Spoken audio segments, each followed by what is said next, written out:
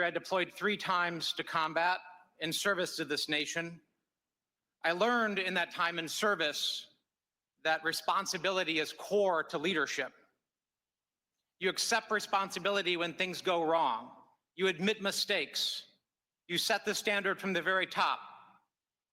It is completely outrageous to me that administration officials come before us today with impunity, no acceptance of responsibility, excuse after excuse after excuse, while we send our men and women downrange to do incredibly difficult, incredibly dangerous things on our behalf.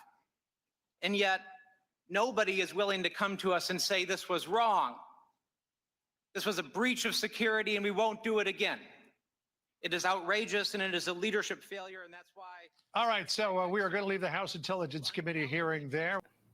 That was Democratic Representative Jason Crow castigating Trump administration officials for essentially not taking responsibility over the Signal Group chat leak at a House Intelligence Committee hearing today. This is the Nicole Osei report. Just to recap, on Monday, news broke that Secretary of State Pete Hegseth, CIA Director John Ratcliffe, and Director of National Intelligence Tulsi Gabbard were among Trump administration officials on a group chat on a secure messaging app called Signal. Now, accidentally included in that chat was editor-in-chief of The Atlantic, Jeffrey Goldberg. Goldberg reported earlier this week that the group was discussing then forthcoming strikes on Iran-backed Houthi rebels in Yemen.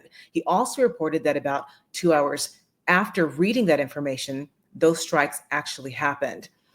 In the wake of their reporting, the Trump administration tried to downplay the scandal at a hearing earlier this week. Ratcliffe and Gabbard said that the information that was discussed was not classified, and they then punted the ball to Hegseth.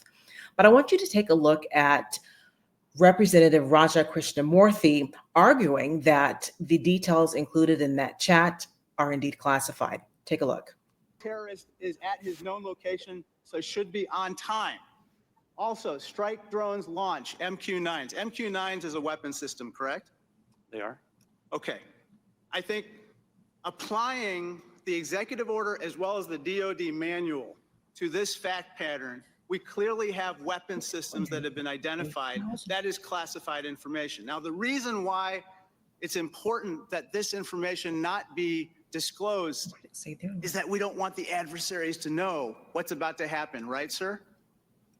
Well, I would draw a small distinction there. You referenced and asked if that platform, those 2 platforms are weapon systems.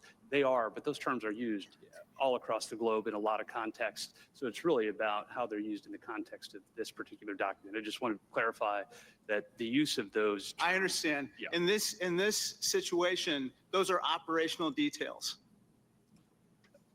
They are operational details, but again, as you quoted the DoD instruction, it's about operations. So as you further go down into what are the operational details, I think as we had a discussion yesterday, the important aspect, I think all of us are very familiar with. This is classified information. This is classified information. It's a weapon system as well as sequence of strikes, as well as details about the operations. I want to point out that Krishnamurthy eventually called for Hegseth to resign. It is very important to remember that there are about 40,000 troops on the ground in that region, and critics say their lives could have been put in danger. What if someone other than Goldberg had been accidentally added to that group chat? What if that person had been a bad actor? Amidst all of this chaos, some Trump administration officials have been lashing out at Goldberg, calling him all different types of names. They're even accusing the media of peddling hoaxes. Now, Trump did say today that he would ask Hegseth to review whether flight times were deemed classified or not, because as you saw in the group chat, they were included in the discussion. I want to hear from you. What are your thoughts about this scandal as we get more information? And do you think that Hegseth should resign or should be fired? Let me know in the comments below. And if you like this type of content, news, politics, and current trends, don't forget to like, share, and subscribe.